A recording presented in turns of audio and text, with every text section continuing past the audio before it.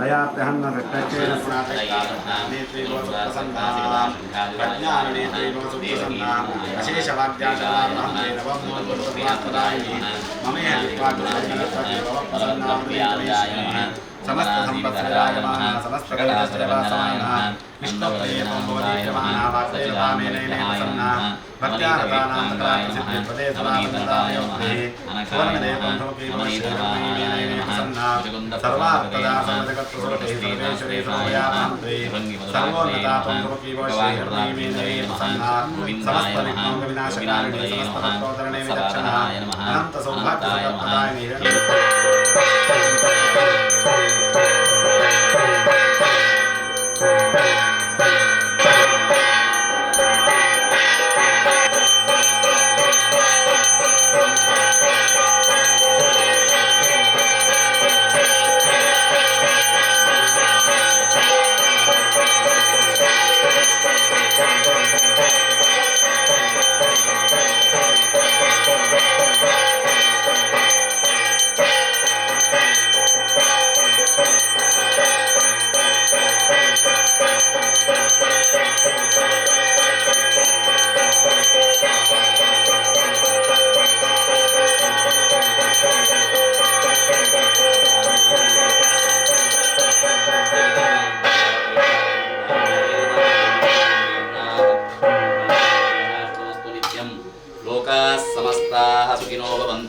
काले वर्षतु पर्जन्यः पृथिवीशालिनी देशोऽयं शोभरहितः सज्जनाः संप्रयाः अपुत्राः पुत्रिणः सन्तो पुत्रिणः धनाः सदनाः सन्तो जीवन्तु शतम् नीराजनं समर्पयामि चक्रचामराद्यगिरराजपूजा समर्पयामि सर्वमङ्गलमाङ्गल्ये शिवे सर्वार्थसाधिके शरण्ये त्र्यम्बके गौरी नारायणि नमोस्तुते या देवी सर्वभूतेषु वृत्तिरूपेण संस्थिता नमस्तस्यै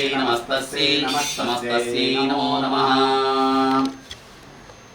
ದೇವರ ಒಂದು ಸನ್ನಿಧಾನದಲ್ಲಿ ದೀಪಾವಳಿಯ ಒಂದು ಪರ್ವಕಾಲದಲ್ಲಿ ನಾವು ಯಾವ ಒಂದು ವೃತ್ತಿ ಕ್ಷೇತ್ರವನ್ನು ಇಟ್ಟುಕೊಂಡಿದ್ದೇವೋ ಅಲ್ಲಿ ದೇವರನ್ನು ಕಾಣುವುದು ಅಂತ ಅರ್ಥ. ನಾವೊಂದು ಮಾತ್ರ ಅಲ್ಲ, ಪ್ರತಿಯೊಬ್ಬರೂ ಕೂಡ ಜೀವನದಲ್ಲಿ ಅವರವರ ಜೀವನಕ್ಕೋಸ್ಕರ ದೇವರು ಯಾವ ದಾರಿಯನ್ನು ತೋರಿಸಿಕೊಟ್ಟಿದ್ದಾರೋ ಅದಕ್ಕೆ ಸಂಬಂಧಪಟ್ಟಂಥ ಎಲ್ಲ ವಸ್ತುಗಳನ್ನು ಸಾಧನವಾದಂಥ ಎಲ್ಲ ವಸ್ತುಗಳನ್ನು ಕೂಡ ಶುದ್ಧ ಮಾಡಿಕೊಂಡು ಅಲಂಕಾರ ಮಾಡಿಕೊಂಡು ಅಲ್ಲಿ ದೇವರನ್ನು ಕಂಡು ದೇವರ ಒಂದು ಉಪಕಾರವನ್ನು ಸ್ಮರಣೆ ಮಾಡಿಕೊಂಡು ಕೃತಜ್ಞತೆಯನ್ನು ದೇವರಿಗೆ ಸಲ್ಲಿಸುವುದೇ ನಾವು ಮಾಡುವಂತಹ ಪೂಜೆ ಅಂತ. ಹಾಗಾಗಿ ಪ್ರತಿಯೊಬ್ಬರೂ ಕೂಡ ಈ ವಿಶೇಷವಾಗಿ ಯಜಮಾನ ಸಹಕುಟುಂಬ ಅವರು ಬೇರೆ ಬೇರೆ ಸ್ಥಳಗಳಲ್ಲಿ ಆ ಒಂದು ವೃತ್ತಿ ಕ್ಷೇತ್ರವನ್ನು ನಡೆಸ್ತಾ ಇದ್ದಾರೆ. ಇಲ್ಲಿಯೂ ಕೂಡ ಕಾರ್ಯಕ್ರಮದ ಒಂದು ಭಾಗದಲ್ಲಿಯೂ ಕೂಡ ಒಂದು ವೃತ್ತಿ ಕ್ಷೇತ್ರವನ್ನು ನಡೆಸ್ತಾ ಇದ್ದಾರೆ. ಇಲ್ಲಿಯೂ ಕೂಡ ದೇವರ ವಿಶೇಷ ಅನುಗ್ರಹಕ್ಕೋಸ್ಕರ ಮಹಾಲಕ್ಷ್ಮಿಯನ್ನು ಕಲಶ ಮಧ್ಯದಲ್ಲಿ ನಾರಾಯಣ ಸಹಿತನಾಗಿ ಕಲಶ ಪ್ರತಿಷ್ಠಾಪನೆ ಮಾಡಿಕೊಂಡು ಕಲಶ ಮಧ್ಯದಲ್ಲಿ ಆವಾಹನೆ ಮಾಡಿ ಮಾಡಿದಂತಹ ಕಲ್ಪೋಕ್ತ ಧ್ಯಾನಾವಾಹನ ಷೋಡಶೋಪಚಾರ ಪೂಜೆಯನ್ನು ಮಹಾತಾಯಿ ಮಹಾಲಕ್ಷ್ಮೀ ಸಹಿತ ನಾರಾಯಣ ದೇವರು ಸಂತೋಷದಿಂದ ಸ್ವೀಕಾರ ಮಾಡಿಕೊಂಡು ವೃತ್ತಿ ಕ್ಷೇತ್ರಕ್ಕೆ ಬರುವಂಥ ಎಲ್ಲ ಆಪತ್ತುಗಳನ್ನೆಲ್ಲ ದೂರ ಮಾಡಲಿ, ಸಕಲ ವಿಧ ಸಂಪತ್ತನ್ನು ಅನುಗ್ರಹ ಮಾಡಲಿ. ದೇಹೇ ಗೇಹೇ ವ್ಯವಹಾರ ಕ್ಷೇತ್ರೇ ಚ ಸಕಲ ಸಂಪದಮ್ಮೇ ನಾಶಯ ಸಕಲ ಆಪದಮ್ಮೇ ನಾಶಯ ಸಕಲ ಸಂಪದಮ್ಮೇ ಪ್ರಾಪಯ ಸಕಲ ಮನೋರಥಾನ್ಮೇ ಸಾಧಯ ಅಂತ ಋಷಿಮುನಿಗಳೆಲ್ಲ ಅವರವರ ಜೀವನದಲ್ಲಿ ದೇವರನ್ನು ಸ್ತೋತ್ರ ಮಾಡಿದ್ದಾರೆ. ಆಪತ್ಕಾಲದಲ್ಲಿ ಆಪತ್ತುಗಳನ್ನೆಲ್ಲ ದೂರ ಮಾಡು, ಸಂಪತ್ತುಗಳನ್ನೆಲ್ಲ ಅನುಗ್ರಹ ಮಾಡು, ಮನಸ್ಸಿನ ಇಷ್ಟಾರ್ಥಗಳನ್ನೆಲ್ಲ ಸಿದ್ಧಿ ಮಾಡಿಕೊಟ್ಟು ಸಂತೋಷದಲ್ಲಿ ಜೀವನ ಮಾಡ್ತಾ ದೇವರ ವಿಶೇಷ ಅನುಗ್ರಹಕ್ಕೆ ಪಾತ್ರರಾಗುವ ಹಾಗೆ ಮಾಡುವಂಥ ಹಿರಿಯರೆಲ್ಲ ಪ್ರಾರ್ಥನೆ ಮಾಡಿಕೊಂಡು ಅವರ ಜೀವನವನ್ನು ನಡೆಸಿದ್ದಾರೆ. ಇವತ್ತು ಕೂಡ ನಾವು ಎಲ್ಲ ಸೇರಿಕೊಂಡು ವಿಶೇಷವಾಗಿ ದೇಹೇ ಗೇಹೆ ವ್ಯವಹಾರ ಕ್ಷೇತ್ರ ಅಂತ ನಮ್ಮ ದೇಹದಲ್ಲಿ ಆ ಲಕ್ಷ್ಮಿಯ ಸನ್ನಿಧಾನ, ನಮ್ಮ ಗೇಹೆ ಅಂದರೆ ಗೃಹ ಅಂದರೆ ಮನೆಯಲ್ಲಿ ಲಕ್ಷ್ಮಿಯ ಸನ್ನಿಧಾನ ಮತ್ತು ವ್ಯವಹಾರ ಕ್ಷೇತ್ರದಲ್ಲಿ ಲಕ್ಷ್ಮಿಯ ಸನ್ನಿಧಾನ, ಈ ಮೂರು ಸ್ಥಳಗಳಲ್ಲಿ ಕೂಡ ಲಕ್ಷ್ಮಿಯ ಸನ್ನಿಧಾನ ಇದ್ದರೆ ಆ ಎಲ್ಲ ಆಪತ್ತುಗಳು ದೂರ ಆಗ್ತವೆ, ನಮಗೆ ಒಳ್ಳೆಯ ರೀತಿಯ ಜೀವನ ಮಾಡಲಿಕ್ಕೆ ಸಾಧ್ಯ.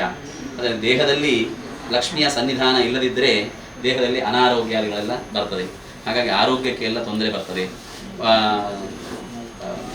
ಕದಾಚಿತ್ ಕಲಹ ಅಂತ ಮನಸ್ಸು ವ್ಯಗ್ರವಾಗಿರ್ತಕ್ಕಂಥದ್ದು ಅಥವಾ ಅದರ ಪರಿಣಾಮವಾಗಿ ಮಾತಿನ ಮೂಲಕ ಕಠೋರವಾದಂತಹ ಮಾತುಗಳು ಇದೆಲ್ಲ ಅಲಕ್ಷ್ಮಿಯ ಅಂದರೆ ಆ ಲಕ್ಷ್ಮಿಯ ಸನ್ನಿಧಾನ ಇಲ್ಲದಿರುವುದರಿಂದ ಆಗುವಂತಹ ದೋಷಗಳು ಅಂತ ಅರ್ಥ.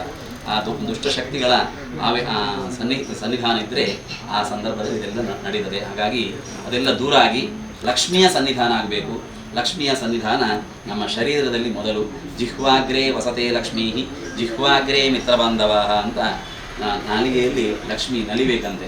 ಅದಕ್ಕೋಸ್ಕರವಾಗಿ ವ್ಯವಹಾರ ಕ್ಷೇತ್ರ ಇರ್ಬೋದು, ನಮ್ಮ ದೇಹ ಇರ್ಬೋದು, ನಮ್ಮ ಮನೆಯಲ್ಲಿರ್ಬೋದು, ಆ ಲಕ್ಷ್ಮಿಯ ಸನ್ನಿಧಾನ ಇದ್ದರೆ ವಿಶೇಷವಾಗಿ ಮಿತ್ರ ಬಾಂಧವ ಎಲ್ಲರೂ ನಮಗೆ ಮಿತ್ರರಾಗ್ತಾರೆ, ಎಲ್ಲರೂ ನಮ್ಮ ಬಂಧುಗಳಾಗ್ತಾರೆ. ಹಾಗಾಗಿ ಅಂದರೆ ನಾಲಿಗೆಯ ಕೆಲಸ ಏನು ಹೇಳಿದರೆ ಮಾತನಾಡುವುದು ಹೇಳಿದರೆ ಅದು ಒಳ್ಳೆಯ ಮಾತು ಆಗುವುದು, ಕೆಟ್ಟ ಮಾತು ಆಗುವುದು. ಆದರೆ ಒಳ್ಳೆಯ ಮಾತಾಡಿದರೆ ಎಲ್ರಿಗೂ ಖುಷಿ ಆಗ್ತದೆ ಅಂತ ಎಲ್ರಿಗೂ ಗೊತ್ತುಂಟು. ಪ್ರಿಯವಾಕ್ಯ ಪ್ರಧಾನೇನ ಸರ್ವೇ ತುಷ್ಯಂತಿ ಜಂತವ.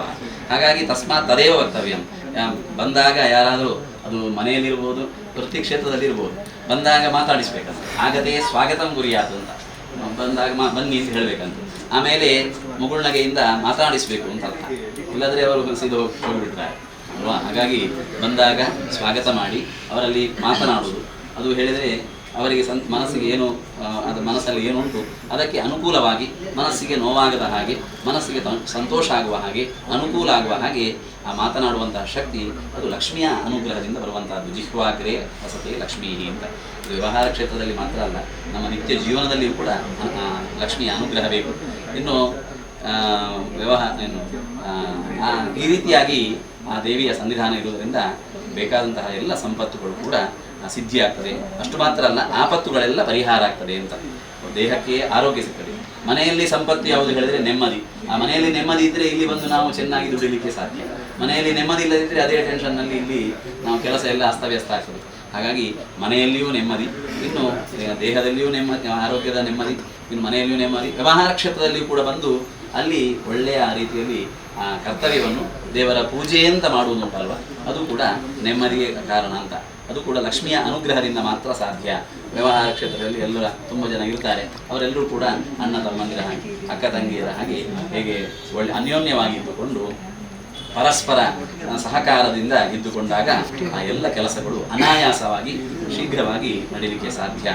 ಈ ಮೂಲಕ ಸಂಸ್ಥೆ ಬೆಳೀಲಿಕ್ಕೆ ಅದು ಕಾರಣವಾಗ್ತದೆ ಅಂತ ಆ ಮೂಲಕವಾಗಿ ಆ ಋಷಿಮುನಿಗಳು, ಹಿರಿಯರು ತೋರಿಸಿಕೊಟ್ಟಂತಹ ದಾರಿಯಲ್ಲಿ ನಾವು ನಡೀತಾ ಇದ್ದೇವೆ, ಮುಂದುವರಿತಾ ಇದ್ದಾರೆ.